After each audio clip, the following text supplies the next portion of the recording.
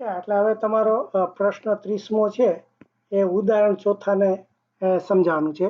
એટલે ઉદાહરણ ચોથું બીજું કશું નથી, આપણે જે સૂત્ર હમણાં જે શીખ્યા નિરપેક્ષ વક્રીભવનાંકનું એનો બસ ઉપયોગ કરવાનો છે કે પ્રકાશનું કિરણ હવામાં 1.5 વક્રીભવન કાચના માધ્યમમાં દાખલ થાય છે, એટલે કાચનો વક્રીભવન આ 1.5 છે. એટલે આપણે એને કાચને n2 જો કરવો હોય તો n2 ગણીને 1.5 આ કાચનો, બરોબર ને. અને કાચના માધ્યમમાં પ્રવાસનો કેટલો હશે, એટલે આપણે આ વક્રીભવન ઉપરથી વેગ શોધવાનો છે. એટલે આ v2 આપણે શોધવાનો છે. એટલે આપણે શું કીધું કે આ વક્રીભવનાંક એટલે એનો હવાના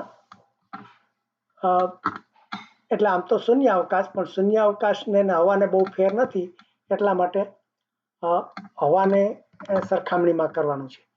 એટલે આપણે જોયું હતું n2 હોય એ એનો વેગ ઉલટો થાય, v1 આ v2. એટલે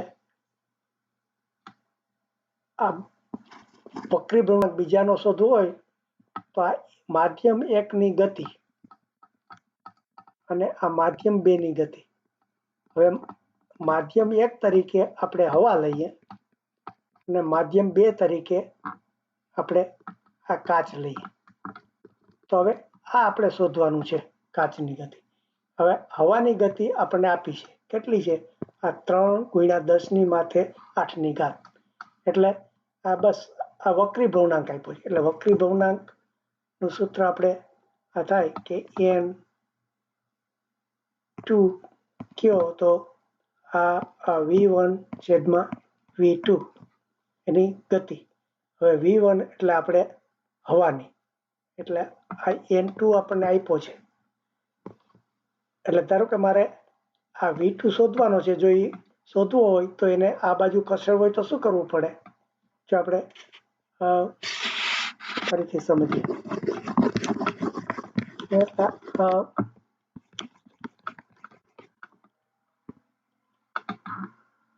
આપણને આ એક સૂત્ર આપ્યું હોય કે આ n2, જો હું આના કરતા જુદું વાપરું છું, n2 બરાબર v1/v2 થાય. એટલે આ વક્રીભવનાંક એટલે n2 આપણને આપ્યો છે, બરોબર. n2 આપ્યો છે કેટલો છે? 1.5. પછી v1 આપ્યો છે એટલે કે હવા કેટલો છે કે 3 × 10⁸.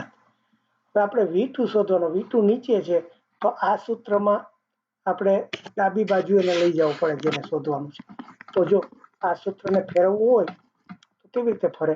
આ v2 ને આ બાજુ લેવો હોય તો ગુણાકાર થાય, આ v2 અને n2 જે અહીંયા ગુણા છે છેદમાં જાય, તો v2 બરાબર આ v1/n2 થાય, બરોબર ને. એટલે આપણે v2 શોધવાનો છે, તો v1 ની કિંમત કેટલી આપી છે? v1 એટલે હવા, એટલે હવાની, એટલે આપણે એને અહીંયા c તરીકે ગણે છે, હવા ને c ગણે છે. એટલે એની ગતિ આ 3 × 10⁸